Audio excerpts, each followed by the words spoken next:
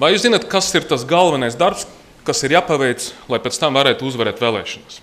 Svarīgākais, kas ir jāizdara, ir pareizi iesniegt sarakstus. Es gribu apsveikt mūsu komandā ar to, ka šodien saraksti ir iesniegti, un pateikt paldies GKR Rūdītei un viņas komandai un Saskaņas Guntai par to, ka mums ir izdevies bez nevienas kļūdas iesniegt sarakstu. 20 minūtes mēs esam pieregistrēti. Aplausi meitenēm!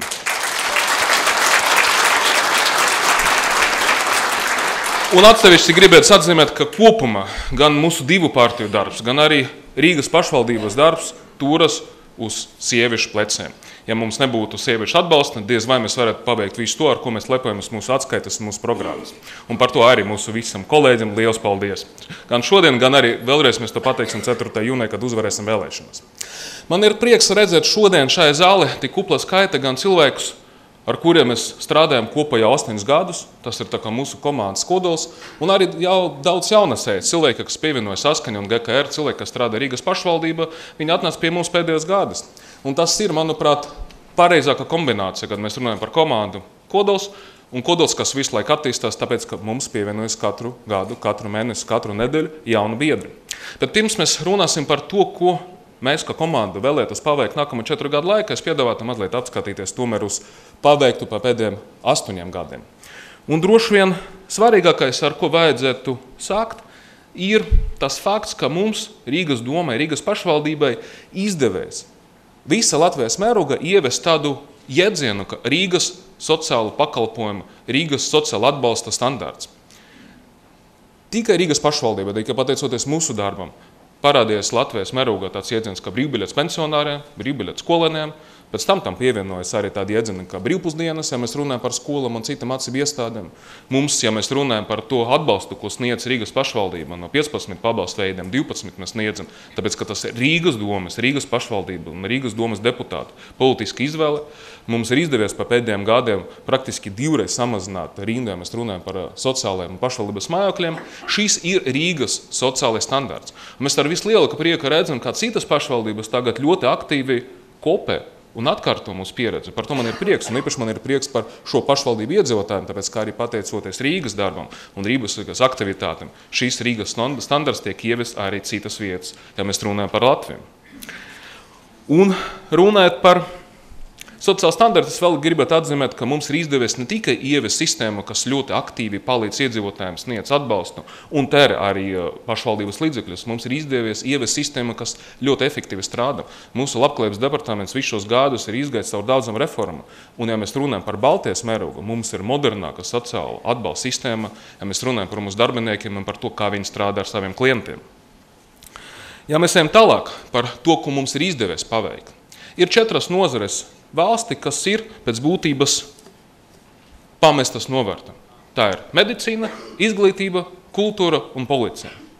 Ja mēs paskatīsimies uz to, ko visus šos 8 gadus ir darījusi Rīgas pašvaldība, tad tieši šīs 4 nozares vienmēr bija mūsu galvenās prioritātes.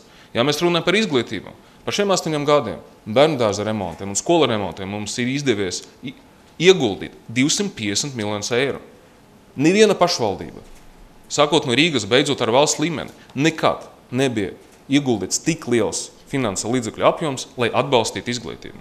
Mums par šiem gadiem ir izdevies ieguldīt ap 25 miljoniem, ja mēs runājam par ārstniecības iestādēm. Atcerēsimies, ka 9. gadā mēģināja aizklāpēt pirmo slimnīcu, mums ir izdevies slimnīcu pasargāt, palīdzēt slimnīcu attīstīties tālāk. Notiek remontdarbi, gan arī mēs runājam par telpām, gan arī par fasādēm, gan arī runājot par citām ēkām. Notiek arī viss nepieciešams aparatūras, modernas aparatūras iegāde. Ja mēs paskatīsimies uz dzemdību nāmu, mums ir viens no modernākajiem dzemdību centriem, ja mēs tieši runājam par Miera ielu, ne tikai, ja paskatīsimies uz siltināt fasādi. Mēs esam ieguldījuši 25 miljonus par šiem gadiem ārstniecības iestādes. Mēs esam ieguldījuši 8 miljonus, ja mēs runājam par policiju. Ne tikai būvēt jaunas iecirkņus un remontēt esošu, bet tā ir video novērošana, tas ir personīgas videokameras, tas ir jaunais transports, tā ir munīcija, un kas arī nav mazsvarīgi, ja mēs runājam par policiju, tā ir jauna parauga uniforma. Ja mēs runājam par valstiska mēroga lietām, tad es gribētu atgādināt, ka mēs esam ieguldījuši 85 miljonus eiro, lai par šiem gadiem sāvēs kārtība nacionāla mēroga mantojuma. Gan Ziemeļblāzma, gan arī Nacionālais mākslas muzejs, gan VEF, gan Brāļu kapli, gan Torņakalna memoriāla otrā karte. Tiem cilvēkiem, kas patreiz ir tāda tagad mode, Twitteri, žēloties par to, kas notiks ar lieliem kapiem, tajā brīdī, kad lielas kapus pārņems Rīgas pašvaldība. Visiem tiem, kas raud sociāls tīklus, var ieteiktu aizbraukt uz Brāļu kapiem vai uz Tornikalu memoriālu un paskatīties, ko mūsu pašvaldība izdevies par šiem gadiem paveikt. Neviens mērs nacionalists, viņam prātā nav ienācis tāda doma, ka var sākt tērēt līdzekļus, lai sāvies kārtībā, piemēram, Brāļu kapus. Mēriem nacionalistiem nav izdevies pabeigt Tornikalu memoriālu, kas ir uzcelts pa godu izsūtītājiem otras kartas. Pabeigt viņi to nevarēja. Mēs esam tie, kas to izdarījuši. Ja mēs runājam tālāk par iepriekšējiem Rīgas domes sasaukumiem, Nacionālais mākslas muzejs, vieta, kur ir izstādīti vadoši latviešu mākslinieku darbi, mēs esam saveduši to kārtību. Kultūras pils VF, kur tai skaita mitinās tāda kolektīva, kā piemēram Zelta Sietiņš vai citi, mēs tagad pabeidzam remontdarbus. Mēs esam saveduši kārtībā lielāku nacionālu mērogu skaitu, objektu skaitu, nekā visi mēri nacionalisti un populisti. Un nekā visi, ja mēs runājam par labiem partijām, nekā visi labēs partijas. Un tas ir pēc būtības galvenā atšķirība, ja mēs runājam par mūsu komandu un par tiem, kas strādā valdībā, par tiem, kas cenšas pārņemt patreiz vāru Rīgam, lai aizstāvētu Latvijas tautas un latviešu tautas intereses. Pietiek ar to, ka cilvēki vienkārši strādā. Nevajag sūdzēties Twitteri vai fotografēties ar nacistu ķiberiem fona vai piedāvāt slēgt Krievu bērndārus vai nojaukt uzvaras pieminekli. Vienkārši strādāt. Tas ļoti labi palīdz. Un ja mēs paskatīsimies tālāk par to, ko mums ir izdevies paveikt strādājot kā vienai komandai, tas ir pilsta sakārtošana. Mums ar finansēm skaidrs, ka naudas ir tik, cik ir. Mums ir tikai šogad izdevies atgriezties, ja mēs runājam par ieņemumu līmeni, uz 2008. gada līmeni, kas ir bijis pēdējais pirms krīzes gads. Mēs visu šos gadus operējam ar mazāku budžetu, bet mums ir izdevies sākt sistemiski savies kārtību savu pilsētu. Tā ir vietas, kur agrāk dzīvoja bomži, mums ir promenāds, tā ir vietas, kur metēs tukšas pūdeles un teiksim tā, mēģināja atpūsties vieta intelektuāli. Mums tagad ir bērnu laukumi, sporta laukumi un jaunie stadioni, kur bija izgastuves, mums tagad ir jaunie parki. Agrāk nevienam nevarēja ienākt prāta doma, ka kāds varētu sākt savies kārtība pagalmus. Tā bija absolūti normāla, atbilstoša visam tradīcijām parādība, ka pagalms ir sadauzīts, iebraukt tur nevar, izbraukt arī nevar. Mēs esam saveduši vairāk nekā pusi no tiem pagalmiem, kas atrodas patreiz uz pašvaldības piedarošas zemes. Minūšu vienu piemēru. Man nesen atnesa viens skrejlapam, kas tiek izplatīta Purcēmam, un tā viena no partijām, kas piedalās šajās vēlēšanās, piedāvā Purcēmam iedzīvotājiem sākt remontēt pagalmus, piedāvā sākt būvēt bērnu laukumus un ievest pašvaldības policijas patrulēšanu. Šo partiju pārstāv šajās vēlēšanās Mārtiņš Bondars, cilvēks, kas Rīga pat nedzīvo, bet viņam ir ļoti smuka frizūra.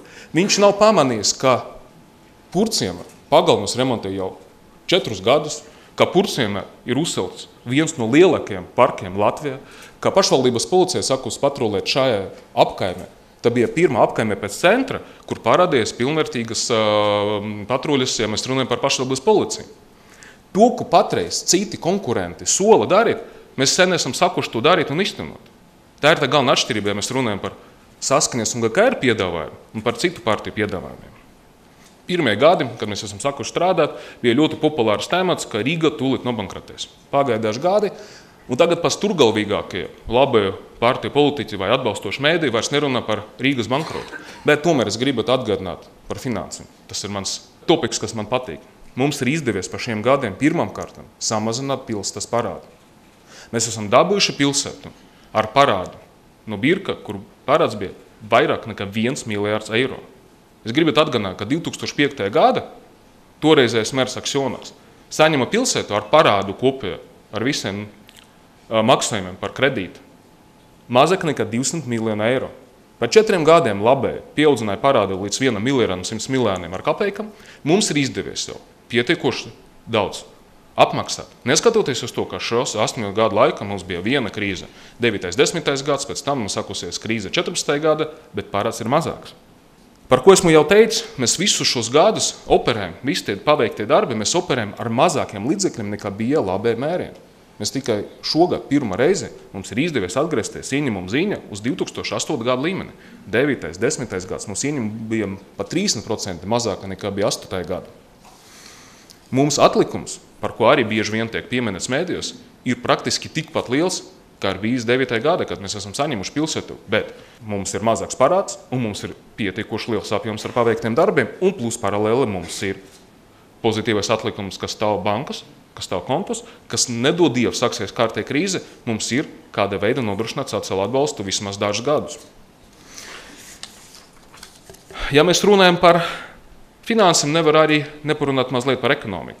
Mums ir zemākais bezdarba līmenis ne tikai Latvijā, bet arī, ja mēs runājam par Baltijas valstīm un Austrum Eiropu, 4,9% bezdarba līmenis, kas pēc būtības nozīmē, ka bezdarbs Rīgā ir tikai strukturāls. Mums līdz 14. gadam bija pieaugums, ja mēs runājam par ostu, rekordliela līmenis, 41 miljonu tonu bija, un tikai tagad, pateicoties, diemžēl, krīzē starp Eiropu un Krieviju, mums ir samazinājums, bet tik un tā līmenis mums ir lielāks nekā ir bijis pēdējais pirmskrīzes gads. Ja mēs runājam par investīcijiem, dubultojas kopējais apjoms salīdzinot ar tu pašu 9. gadu. Un mēs esam vienīgā liela pilsēta, no visam lielam pilsētām, kurā salīdzinot ar 13. gadu iedzīvotāju skaits ir palielinājies. Mēs esam pilsēta ar augošu iedzīvotāju skaitu. Un kad cilvēki jauta, ko mēs darām pašvaldībā, lai palīdzētu biznesam, man ir ļoti vienkārši atbildi. Mēs nodrošinām stabilitāti. Cilvēki, kas nodarbojas ar biznesu, cilvēki, kas plāno veikt uzņēmēju darbību Rīga, viņi zina, ka mums ir stabila politiska vara, ka mums nav tā, ka salīdzinot ar valdību ministri mainas katru gadu, ik pēc pusgada sākas jaunas reformas, ik pēc pusgada šīs jaunas reformas tiek apturētas. Cilvēki zina, ar ko viņi var reiķināties, ja viņi uzsāks uzņēmēju darbību Rīga, kas viņus gaida, un tas ir lielākais, ko mēs varam piedāvāt uzņēmējiem, investoriem, kas grib investēt līdzekļus mūsu valsti un mūsu pilsētu. Mums ir izdevies pa šiem gadiem pārveidot Rīgu par pilnvērtīgu Ziemeļvalsts metropolu. Mums no vienas puses ārkārtīgi svarīga loma, ņemot vērā arī Rīgas mērogus un mūsu standārtus, attiecības ar mūsu partneriem Eiropas Savienību un NATO. Rīga ir bijusi Eiropas kultūras galvaspilsēta, pie mums bija Pasaules kora olimpiāde, mums šogad notiks Eiropas kora olimpiāde, pie mums bija Eirobasketbols, mums šogad pirmoreiz Austrum Eiropas vēsturē notiks Eiropas Savienības galvaspilsētu mēru samits.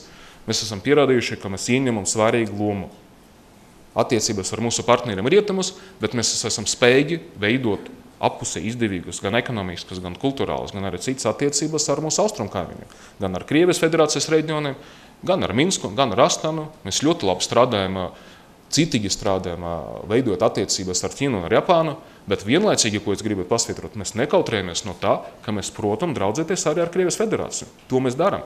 Bet pateicoties tā, minēšu vienu piemēru ar turistiem. Mums pirms krīzes, pirms 14. gada krīzes, 31% no turistiem bija no Krievijas. Sākusies krīze, attiecīgi Krievijas turistu skaits samazinājās 2 reizes, bet neskatoties uz to, mums gan 14. gada, gan 15. gada bija 2 miljoni turisti. Tāpēc, ka Krievijas turistus mums ir izdevies aizvietot ar turistiem no citām rietumu Eiropas valstīm, no Vācijas, no Skandināvijas, no Spānijas, no Itālijas. Līdz ar to, tālāk pēc tam, 16. gada un tagad 17. gads, mums ir izdevies arī atgūt lielu daļu no Krievijas turistiem. Tas nozīmē, ka mūsu politika, kad mēs strādājam gan ar mūsu partneriem rietumos, gan ar mūsu kaimiņiem austrumos, mums palīdz arī līdzsvarot ekonomiku. Tā ir atslēga, ja mēs runājam par pilsētas attīstību, un to mēs, protams, darījām. Mums ir izdevies ievest pilsētu jaunu pārvaldīšanas modeli. Kad mēs ar kolēģiem runājam un mēģinājam saprast, kāda veida Rīgas iedzīvotājiem parādīt, kas ir paveikts par šiem 8 gadiem, mēs esam izdomājuši, ka mēs vienkārši paņemsim Rīgas kartu un atzīmēsim visus objektus, kas kopš 2009. gada vai no savas kārtībā, vai no uzceltas pa jaunu, vai izgāja savu rekonstrukciju vai renovācijas darbiem. Tā ir Rīgas karte, ko mums visiem kopā izdevies paveikt, bet pateicoties tam, ka no vienas puses mēs esam parādījuši visiem, ka latvieši un nelatvieši var strādāt kopā, ka latvieši un nelatvieši var strādāt kopā veiksmīgi, nedebatēt par nacionālajiem vai lingvistiskiem jautājumiem, tas ir viens. Mums ir izdevies parādīt, ka mēs esam spējīgi komanda no vienas puses iztenot izcilu sociāldemokratisku politiku, no otras puses mēs esam spējīgi aizstāvēt kristīgas vērtības. Un par to man ir īpaši lepnums, ka mēs esam spējīgi šīs divas ideoloģijas mūsu komanda iztenot vienlaicīgi un vienādi rezultatīvi. Runāt par mūsu komandu, vai kāds kādreiz medijos par šiem 8 gadiem ir lasījis vai redzējis vai dzirdējis par kaut kādiem konfliktiem mūsu starp Saskaņu un GKR? Nevienas reizes. Ko mēs redzam, ko mēs lasām un ko mēs dzirdam, kad atspoguļo valdības darbu par to, ka ministru kabineta locekļi, Saeimas deputāti sava starpa kašķēs, apkaro viens otru, valdība veidojušas partijas uzskata, ka viņu partneri ir viņu galvenie ienaidnieki, un skaidrs, ka ar tādu pieeju darbam nevar būt nekāda rezultāta. Tas vienkārši ir neiespējams. Ja mēs runājam tagad par nodokļu reformu, tikai tagad valsts līmeni parādījās iniciatīva sākt mēģināt reiķināt, kādā veida varētu palīdzēt cilvēkiem, atsevišķam grupam, ietaupīt nedaudz līdzekļu no viņu ģimenes budžetiem. Un visdrīzāk šī nodokļu reforma izgāzīsies tāpat, kā paspēja izgāzties arī visas iepriekšējās reformas. Mēs no 2009. gada konkrētam rīdzniekiem, iedzīvotāju grupam dodam iespēju ietaupīt pensionāri, ģimenes ar bērniem, vairāki 10 eiro mēnesi. Tas ir ietaupījums pateicoties Rīgas pašvaldības darbam. Tas ir tas, par ko valdība tikai tagad, 17. gada, sākus mēģināt reiķināt. Un visdrīzāk viņam arī nesanāks. Un šajā situācijā, ko mēs redzam no citām partijām, kas patreiz piedalās vēlēšanas, kas nāk ar savu piedāvājumu, ar savu vīziju, ko viņi stāsta rīdzniekiem, mēs redzam partijas, kas ir pieraduši tikai un vienīgi karot savu starpu. Mēs redzam kandidātus, kā piemēram kandidāti no Nacionālās apvienības, kandidāti, kuri pat nav pielaides darbam ar valsts noslēpumu, un kura, es atvainojos, no pagājušam sēdem, no 18 sēdem, pagājušajā gada domes sēdem apmeklēja tikai 5. Bet toties šī Nacionālā apvienība piedāvā slēgt Krievu bērndārzu, nojaukt uzvaras pieminekli. Vienotība virza kandidāti, pateicoties kuram šī konkrēta partija tagad zaudēs valsts finansējumu. Pateicoties šim konkrētam kandidātam, cilvēkam, kā viņš ir piedalījies pagājušas vēlēšanas Saeimā, šī partija atrodas uz bankrota sliekšņa. Un šis cilvēks tagad sola Rīgai savēs kārtība finanses. Ja mēs paskatīsimies uz reģioniem un Latvijas attīstībai, mēra amata kandidāts viņam ir cilvēks, kurš no attīstības saprot tikai to, ko viņš ir darījis strādājot Latvijas Krājbanka, ko par tiem banķieriem, pret kuriem patreiz ir izvirzītas apsūdzības par krāpniecību. Rīga viņš pats nedzīvo, viņš neviena eirocenta nodokļus nav samaksājis Rīgai, lai Rīga varētu attīstīties, bet viņam ir vīzija par to, kas ir jādara.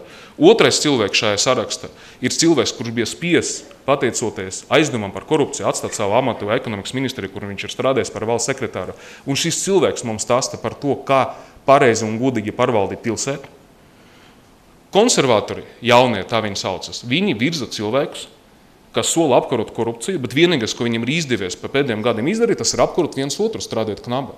Un tad man ir jautājums, ja cilvēkiem bija pistoles, roku dzelži, visas nepieciešamas iereces, lai ierakstītu visas sarunas un visu noklausīties, visi dokumenti un apliecības, un viņi nevarēja apkarot korupciju, ko viņi var tagad piedāvāt, ejot strādāt par ierundas deputātiem? Tas arī ir, diemžēl, smieklīgi. Savukārt Zaļdzinieku kandidāts izcēlēs ar to, ka viņa galvenais piedāvājums bija izvietot bišu stropas uz racinama jumta. Kolēģi, mums ir jārunā ar mūsu vēlētājiem, ar mūsu atbalstītājiem, ka galvenais draudz patreiz Rīga, ja šī komanda no šīm partijām nedodies pārņems varu Rīga, tad sociāls programmas, visi plāni par to, kāda veida varētu attīstīties pilsēta, visi iesaktie darbi, tie ir apdraudēti. Tāpēc, ka šie cilvēki, viņi neprot strādāt, viņi ir neprofesionāli, daudzi no viņiem stipri iespējams ir korumpēti, un šie cilvēki nevar veidot komandu. Un mūsu pienākums ir neļaut viņiem pārņemt varu Rīga. Kad mēs runāsim tālāk ar mūsu vēlētājiem, ar mūsu atbalstītājiem, mūsu vienīgais solījums šajās vēlēšanas ir citīgi turpināt iesaktus darbus. Mums nav neviena cita solījuma. Mēs esam cilvēki, kas 8 gadus ar darbiem esam pierādījuši, ko mēs protam. Tāpat ar šiem darbiem mēs esam pierādījuši, ko mēs arī neprotam. To vēlētāji zina, un par to mums vajag stāstīt. Mēs turpināsim visas iesaktas programmas, visas sociāla atbalsta formas. Nevienu no šīm programmām, nevienu no sociāla atbalsta formām neļausim apturēt un tikai tālāk attīstīsim, bet nākamo 4 gadu laikā mēs piedāvāsim rīdzniekam vēl 5 jaunas programmas, kas bija izstrādāts šo 8 gadu laikā, bet šim programmam agrāk vienkārši nebija finansējuma, tāpēc skaidrs, kas notika ar finansēm. Un šīs 5 programmas, kas tiek piedāvāts rīdzniekam nākamajiem 4 gadiem, ir sekojušas. Pirma programma ir skaidrs turpināt mūsu sociāla atbalsta formas, un mēs plānojam nākamā 4 gadu laika ieviest brīvpusdienas sākumam visas bērndārzus, gan pašvaldībai piederošas, gan privātais bērndārzos. Tas ir viens. Un ieviest brīvpusdienas skola sākot no 10. līdz 12. klasi ieskaitot. Ārkārtīgi svarīga un būtiska reforma, kas tiek piedāvāta, par ko mēs nobalsosim domas deputāti vēl šai sasaukumā, bet reālais darbs sāksies, protams, jau nākamajā sasaukumā ir namu pārvaldes reforma. Lielākā problēma, kas ir saistīta ar namu pārvaldniekiem, gan tam kompānijām, kas piedara Rīgas namu pārvaldnieku kompānijai, kas piedara pašvaldībai, gan arī privātiem, kā cilvēki no vienas puses 91. gada, kopš neatkarības atjaunošanas, kad sācies privatizācijas process, cilvēki ir kļuvuši par īpašniekiem, bet viņiem neviens nav stāstījis, ko tas nozīmē būt par īpašnieku. Kāda ir atbildība, kāda ir pienākumi. Šiem cilvēkiem neviens nav palīdzējis, neviens nekad nav nodarbojies ar apmācību. Tikai Rīgas doma pirms dažiem gadiem ir sakusi programmu, kur notiek bezmaksas kursi tiem rīdzniekiem, kas grib kļūt par māju vecākiem. Bet rīdznieki viņi nav vainīgi pie tā, ka viņi nebija sagatavoti, lai kļūtu par īpašniekiem. Vienlaicīgi viņi, kad viņi privatizēja savus dzīvokļus, viņi ir kļuvuši arī par visu daudzdzīvokļu māju līdziepašniekiem. Mums ir ārkārtīgi būtiski, zinot, kas notiek ar namu pārvaldes, lai cilvēki sāktu aktīvāk iesaistīties procesos, kas ir saistīti ar namu apsaimniekošanu, ar plānotiem remontiem, ar tekošiem darbiem. Ja mēs cilvēkus nedabūsim savā pusē, ka galvenais sabiedrots un galvenais kontrolieris, runājot gan par kvalitāti, gan par cenām, gan par visiem pāriem aspektiem, mēs nekad nevarēsim tālāk attīstīt šo jomu. Mums pa šiem gadiem izdevies izdarīt svarīgāku. Mēs apvienojam visu namu pārvaldes vienu uzņēmumu, tagad šis uzņēmums ir finansiāli stabils, un mēs droši zinām, ka ne pie kādiem apstākļiem, ne pie kādām krīzēm, piemēram, Vecmilgrāvi vai nedodies Bolderā, netiks pieslēgta apkure, tāpēc, ka cilvēkiem ir parādi. To mēs varam tagad nodrošināt, bet tas nav pietiekoši. Mums arī vajag nodrošināt kvalitāti. Līdz ar to, ko mēs piedāvāsim visam daudzdzīvokļu mājām Rīgam. Ja jūs izveidosiet dzīvokļu īpašnieku biedrību, mēs dosim jums nākamo 2 gadu laiku 90% atlaidi nekustamā īpašuma nodoklim, un nākamo 4 gadu laiku 50% līdzfinansējumi visiem remontdarbiem, kas notiks jūsu mājā, sākot no paskastītiem, un beidzot, ja jūs esat tam gatavi, beidzot arī ar pilnā apjoma siltināšanu. 50% nākamo 4 gadu laikā. Tas nozīmē, ka katra māja varēs vai nu 2 reizes lētāk paveikt remonts, vai nu attiecīgi paveikt 2 reizes lielāku apjomu par to pašu naudu. Un ja mums izdosies nākamā 4 gadu laikā kaut trešdaļu no Rīgas mājām motivēt, izveidot dzīvokļu īpašnieku biedrības, tas būs lielākais un galvenais darbs, ko mums izdosies paveikt par šiem visiem 12 gadiem.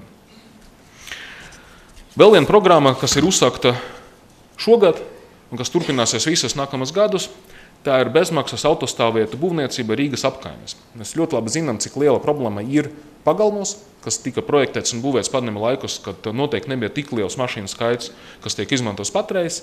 Vienlaicīgi mēs neesam gatavi un nekad nebūsim gatavi pārveidot pagalmus par pilnvērtīgiem autostāvvietām, jo gan tiem cilvēkiem, kas izmanto autotransportu, gan tiem, kas neizmanto, nepatīk, kad zem logiem ir autostāvvietas ar 10 vai 100 mašīnu.